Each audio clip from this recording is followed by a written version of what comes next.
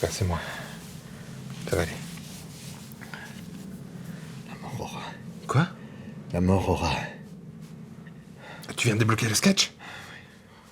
Garde ça en tête, garde ça en tête.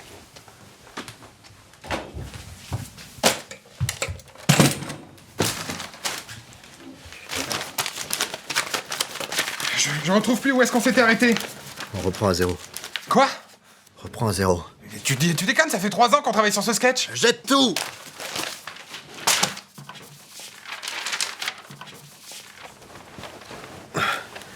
Commence par le début. Un éclair lumineux fend le paysage désolé. Quel lieu? La banquise. Banquise. Jour, nuit?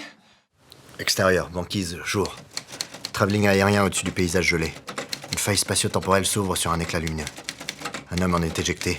C'est l'Inuit. L'Inuit? Mais comment il s'appelle? Il s'appelle Inuktitut. Il marche pendant plusieurs heures sur la neige avant d'arriver devant un observatoire spatial. Tu vois où je vais en venir? Oui, l'astronome. Ouais. La porte de l'observatoire s'ouvre. On découvre l'astronome. Inuktitut. Toutes nos tentatives pour sauver la Terre grâce au réchauffement climatique sont tombées à l'eau. Viens avec moi. Tu me suis? Oui, intérieur, observatoire, l'astronome allume un écran géant. Oui. Il tape sur un clavier, des diodes s'allument, les satellites se remettent en place. Et là, l'image s'allume.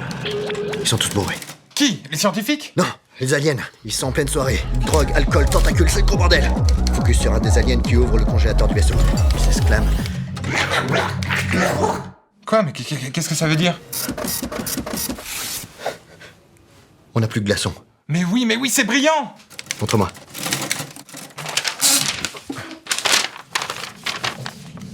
Bon sang, mais qui prépare une soirée dans un vaisseau? Ils sont sans doute tous fondus à cause de la température des réacteurs à Je me souviens antimatière. d'une fois où j'ai fait la même erreur. 1006. Alors il n'y a plus une minute à perdre. Enchaîne, séquence d'exposition, planète 3D, images d'archives de la NASA. L'astronome en voix off. Depuis des millénaires, les créatures intelligentes de la galaxie de Connemarax vont de planète gelée en planète gelée pour alimenter en glaçons leur mojito. D'après nos calculs, la banquise de la planète Terre sera la prochaine sur leur liste. On revient à l'observatoire? Oui. L'astronome se tourne vers Inuktitut. Tu es le dernier Inuit barista de toute la galaxie. Tu dois trouver une solution pour les empêcher de détruire la Terre. Contre-champ sur Inuktitut. Je ne vois qu'une seule solution. Générer un trou noir à l'extérieur du système solaire pour absorber tout leur vaisseau? Non. Ils veulent de la glace. On va leur en donner. Oui, encore mieux!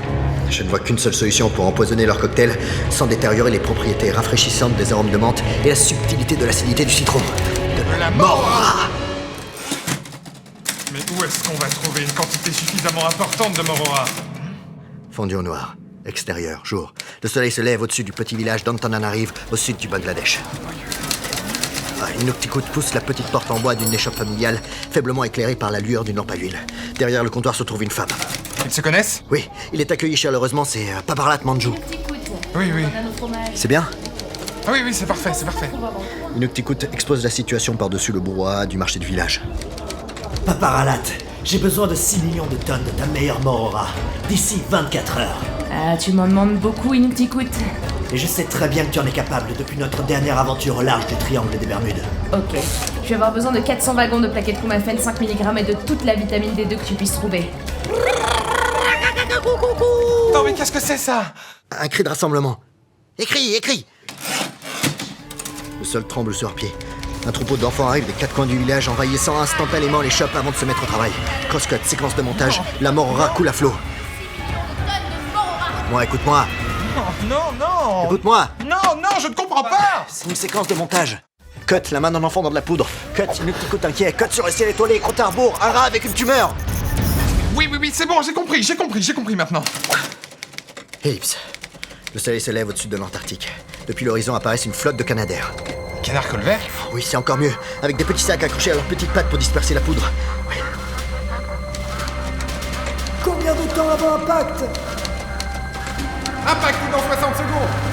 59, 58, Le vaisseau est en route, monsieur. Les canards sont prêts à larguer la 40 cargaison. secondes! Envoyez la sauce! C'est bon, c'est fini? Non. Maintenant pour le climax. Une goutte de sueur coule sur le front d'un scientifique. La tension est à son comble. Paparlat serre la main d'Inuktitut dans la sienne. Tout le monde retient son souffle. Quand soudain... Impact! Non. Le compteur s'est arrêté. Quoi? Leur course s'est arrêtée brutalement. Mais qu'est-ce qui s'est passé? On vient de recevoir la dernière transmission du vaisseau mère. Mais qu'est-ce que ça dit? Tu l'as? Attends. Montre-moi. Attends. Montre-moi, depuis le début.